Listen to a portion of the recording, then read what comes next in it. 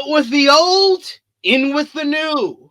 Josh Alexander is expected to sign with All Elite Wrestling following his TNA exit, according to a new report. As noted, Alexander's contract with TNA expired on Saturday, and he has reportedly, and this was the big sign to me and Josh and everyone else in the know, he has reportedly had Barry Bloom representing him in contract talks. And why should Barry Bloom be an indication that he was going to go to AEW? Well, let's just see. Who does Barry Bloom represent?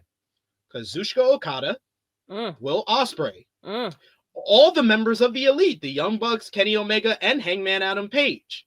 Oh, what do they all have in common? Oh, they all signed with AEW.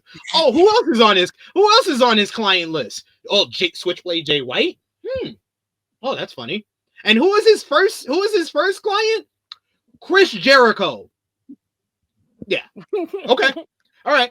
I mean, Barry Bloom has represented people that have re-signed with WWE, like AJ Styles, but the clientele in the last 2-3 years that have signed with AEW and had Barry Bloom attached to it, it's a ridiculous amount.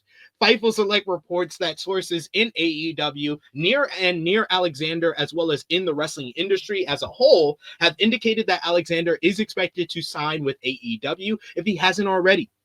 The site goes on to note that WWE sources confirmed he hasn't signed there.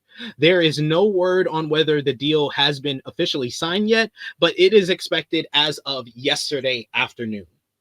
So my question to you first, Josh, do you think that this is the right decision for Josh Alexander, or do you think he would be better off in WWE?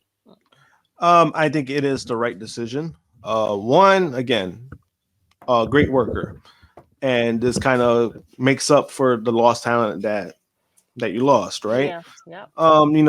With Josh Alexander, he's an incredible performer. The only thing you could say that's maybe you could work on is maybe character wise, right? Something like a character or whatever the case may be. I did like some of his heel stuff, like when he turned heel. I did like that. And then also we kind of seen in AEW that there's people who've gone in there with no characters and they kind of revamped themselves. So this could be a great thing. Like, this could be another trend because we've seen it with Roderick Strong, right? Roderick Strong had that little period where it was like, oh shit, this guy's he's not a vanilla midget. Who told us that? Then you have the biggest one, Timeless Tony Storm. Like that, even her first initial few months in AEW, people were complaining that she didn't have a personality and that her promos were boring. And then she turned that shit around. Yep. And then recently Ricochet. Yep. So this could be like, this could be a good thing when it comes to him, but also again, right? Wrestling top notch, and I would love to see Alexander versus Will Ospreay again. Give me that. So I think last year. Yep, I think he's making a great move, even financially. It's not a bad move either way because it's like he's gonna get paid, and I think on a personal level, I'm more happy about that because again, I've been friends with Alexander on Facebook for a long time, even before he joined Impact. So to see his journey being in the Indies, then moving up to Impact, he was getting bookings in Impact, and then once he became a star, like once he became a singles competitor. He left his 9-to-5 job and became full-time wrestling. I love seeing shit like that. So on a personal level, I'm more than happy for Alexander. But I do believe he's making the right move to AEW. Because if he goes to WWE, it's not necessarily a bad move, but then at most he's gonna be in NXT, and then it's like you already have Starks there, but I just don't see the appeal of him being in NXT, where you're gonna have a feud with Adam Page. I mean, I said Ethan Page, like his former partner. I don't give a shit about that. Ethan Page is not a good wrestler, so I don't want to see that shit. Damn, Josh. Goddamn, Josh don't even hold back his punch. He just be clear punching people right in the square of the nose and shit. I mean, Ethan Page is a good wrestler. He's not a great wrestler. I mean, compared to Alexander. I mean, no. Alexander. That's what I mean. In the North. Yeah, He yeah. I was mean, always the stronger of the two yeah. competitors. That's more what I've meant. That's more what I've meant. Because Ethan Page, I mean, his strongest suit is not his wrestling. He's solid. He's gonna get you there, but he's not what Alexander is. And that's why for me it's like I don't want to see that feud, and I really don't need to, because they try to ramp and then they split up, and Ethan Page complained about that. He didn't like how his exit went with Impact. I don't need to see that shit. Like, give me some of those fucking big matches, man. Like, give me, again, like I said, give me Ospreay versus Alexander. If Danielson wants to come back, that's a great fucking match right there. Alexander versus Danielson. Like, hey, give us the match that TNA never gave us. Kenny Omega versus Josh Alexander. Exactly. Yep. And that's what I'm saying. Like, he has better matchups with AEW, and his wrestling is his strongest suit. So you go with that. But then again, I just think that he's gonna but even if like in his current wrestling machine style character, I think that would kind of stand out if he's doing it like the heel version, because we have wrestling machines in AEW, like a Brian Cage, but he's a jobber to the stars, a best belt machine in Kenny Omega, where he's like a top baby face, and Will Ospreay is pretty much a wrestling machine. They're both top baby faces. If you have Alexander come in and he's the heel and he's a little bit more ruthless about it, a little bit more gritty about it, I think that would be different to work with those guys. Yeah, and I think like again, like that would be perfect. Like that's why I'm like, I think that being in AEW would benefit him a lot more at this point. And I could be wrong. Hey, things happen, right? Sometimes I go by what the person suits, like what his skill set suits him best. Somebody like Ricky Starks going to NXT makes sense because he's a talker, he's a good in-ring performer. They kind of need that right now to an NXT. They kind of need desperately. I had a whole debate with Jeremy Lambert on Tuesday before NXT where he was arguing that Ricky Starks should go to the main roster. And then I had to argue with people on social media who were like, "Oh, Penta went to the main roster. Why can't Ricky?" Well, that's different. That's kind of different. Yeah. You know what my ass did? Because y'all know me. I got a bunch of knowledge. And I was like, well, I mean, Penta was kind of a top star in Mexico, top star for AAA, former AAA mega champion, former AAA tag team champion. Then he went to America, went to Lucha Underground, became the top star there, became Lucha Underground world champion twice, was the main star, the main focus of that for over 4 years. Then he went from there to TNA and won the TNA world championship in his second matchup, then was a stalwart of the tag team division with Phoenix, won the tag team titles multiple times. Then from there, he was one of the day one signees at All Elite Wrestling, wins the AEW World Tag Team Championships, was part of one of the greatest feuds ever with the Young Bucks, was always a future guy who would be like a jobber to the star, but would be consistently used. And now he comes to WWE after a few months away from AEW and all this, all this stuff with the reports about the real life stuff. So yeah, they put him on the main roster. You know what? What's the difference between Ricky Starks and Penta? He doesn't have Penta's resume. That's the thing. Like, what the fuck are you thinking? But then also, Penta did negotiate. Like when he negotiated his deal, he made it clear, "I'm not going to NXT. I don't want to go to NXT." That plays a part. But Ricky basically said, "Do whatever with me." Yeah, right. He said, "Have my body. I need you to have my body." To take me. He's like, he begged for you to say, "Just, I'll put me anywhere. I just need you to just take me there." And I think, like, in a sense, like I kind of get what Jeremy was getting to, right? I kind of get it, but at the same time, like I said earlier, there's levels to this shit. And if their plan was to use Ricky in NXT, even when we were talking about it last year, like, oh, what they're gonna do. Even I was talking shit, and I was just like, yeah, they're gonna put Ricky Starks at NXT and give him NXT title run to make it seem like, oh yeah, his run so far is way better than it was in AEW. Like that was just me talking shit, and I'm just like, he ends up at NXT, so I wasn't far off when it comes to that, because I'm like, and it makes sense. This was the biggest argument that I had. There wasn't any other brand that needed Ricky Starks more than NXT. That men's division is the dirt worst. There's Obafemi, there's Trick Williams, there's Ethan Page, and there's a whole bunch of scrubs. Like I'm sorry, they did. Trick is probably leaving. Trick is probably leaving after Mania. Main event angle with Ty Dillinger. Yeah. And then Trick is probably leaving. Trick is probably leaving after Mania. And version Brooks Jensen. Oh God! You want to keep going? Keep going. You can name No, I'm just talking about this week. They did a main event angle with Ty Dillinger and the Virgin Brooks Jensen. Yeah. That's the state of the NXT men's division. They needed Ricky. When you said Virgin, I thought you said Virgin. So I was like, damn. No, he's a virgin. That's the storyline. That was the storyline that Brooks Jensen was a virgin. Yeah, that's why I call him the Virgin, Brooks Jensen. But anyway, moving on. HPK for you. HPK for you. What is the number one match you do want to see from Josh? If you had to have one, the one match you want to see Josh Alexander in AEW, Krssi?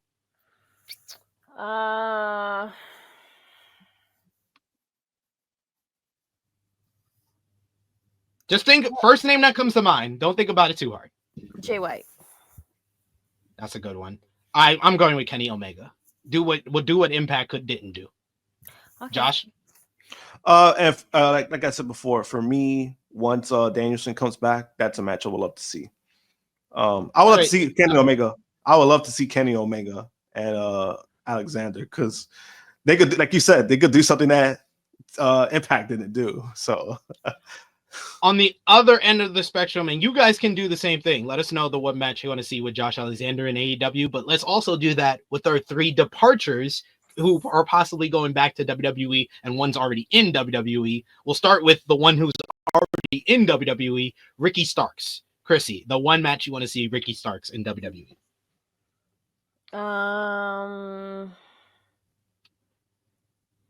Shit. Mine's Carmelo Hayes. Oh. I like that. I think their personalities are just so alike. I was like, I either want to see a match with them or a tag team. Yeah, and they talk. The way they talk. Oh man, the promos between the two. But that means that Carmelo have to go back though. No, Ricky will eventually be up there in a year. No. He means like in general in WWE. I think. Yeah, I'm just saying in general. Okay. I'm not saying right now it has to happen and like in Carmelo WWE. Hayes is a good one. Carmelo, I love that. Ricky and Cody. That's a good one. Josh, what about you? You do great work. I was going to say the same thing, Ricky and Cody, because he showed up for his buddy at the Royal Rumble. That's where the downfall kind of happened. That's where they started contract tampering. But he'd always go see him. He was there at Mania. He's always been there. He did a lot of contract tampering. It's no lie. He's always said he want. Listen, y'all don't read between the fucking lines, please. Okay, let's just go there. Oh no, I read between the lines. Believe me, I'm just calling it like it is. Okay, ever since Cody has left AEW, it's been a couple of guys that's always said, "I'm going wherever the hell you're going." Oh yeah, we know he's one of the main front guys that said, "Hey, pick me. Bring me over there.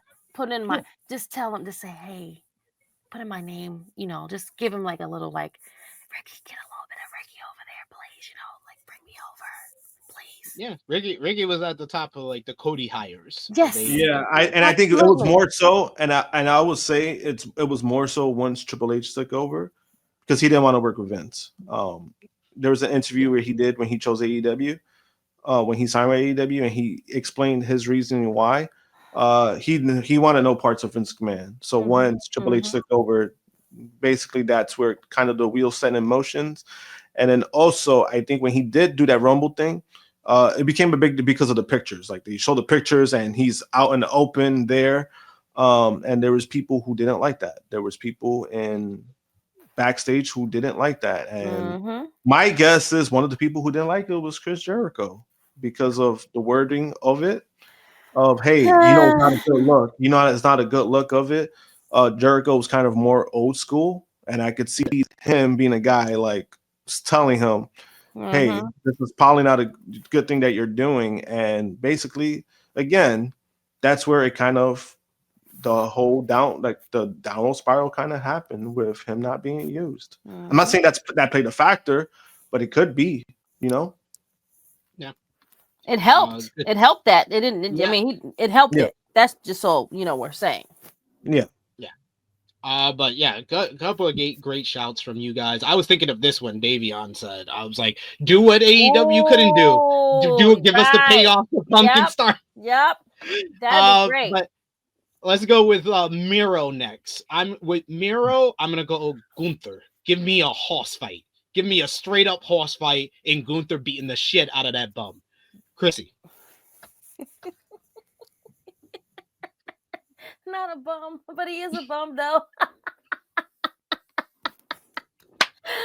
Oh God. Miro getting his ass kicked by Damian Priest. Okay. Josh. Miro versus one of the writers in WWE, because he's probably gonna complain of whatever he's getting. You know what? Okay. Miro versus Dominic. Obafemi, because Miro loves to fight black guys. Anyway, Oh my God. Speaking of black, Malakai Black, or Aleister Black being back in WWE, I'm gonna go with Roman Reigns, because I know they're good friends with each other and the connection to Paul Heyman. Damn, I wouldn't even call that one. Shit, that's a good one, SP. I really think out of all these guys, the one who's going to get the biggest initial push is Malakai. I hope he does. I think there's a lot of people. There's a lot of people underestimating the fact that he's the only guy that's being brought back to WWE who's not just a Triple H guy. A lot of these people that got brought back are strictly Triple H guys. There's the Bronson Reeds, there's the DIYs, there's all these guys that came back. They were Triple H guys, and that's why they came back. And some people were disappointed with their pushes. The reason why Malakai will probably get a bigger push is he's also a Paul Heyman guy. Like, he's got the best of both worlds. Yeah. You're right about that, friend. Okay. Aleister Black definitely deserves a big push. He's deserved it from before when he was there, and I hope that he gets it now. I would like to see him a good mid card. Well, he can be top guy too if you push him good enough, and because he's he would be great. You said Roman. I would say either Punk or Sami Zayn. I like that. If you're gonna be a heel, there's not a lot of guys better suited to face Malakai Black than Sami Zayn. And our producer, even KO. Yeah, our producer was like, never knew he was a Heyman guy. Go back and watch 2019 or Monday Night Raw with Paul Heyman involved, and ask yourself, why the fuck in an empty arena pandemic show is Malakai Black versus Apollo Crews getting almost 30 minutes of wrestling time? It's because Malakai Black is a Paul Heyman guy. Got it. Okay. Dude, that Raw after WrestleMania in the Performance Center after WrestleMania 36, niggas got 25 minutes on an episode of Raw. Neither one of them had a prominent spot at WrestleMania the night prior, but they got 25 minutes on the Raw after. He is so much a Paul Heyman guy. Josh. I wouldn't mind seeing Malakai Black versus like Drew McIntyre. I wouldn't mind seeing that. That was my initial pick. If he's gonna come back and they're gonna give him a big match at WrestleMania, that's who I would put him against. I would put him against McIntyre. That'd be a fun matchup. It would basically be McIntyre playing the Seth Rollins 2022 role.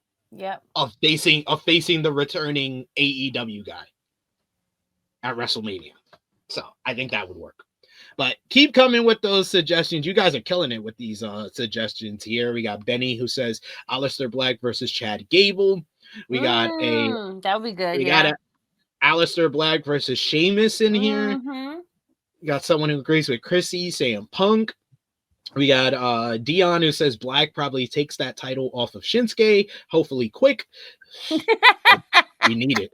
But yes, keep coming with those comments and let us know in the comments down below if you're watching us on demand what you want to see from all of these guys. The Ricky Starks, Malakai Black, and Miro leaving AEW, possibly going to WWE, or definitely going to WWE, and also Josh Alexander leaving TNA and going to AEW.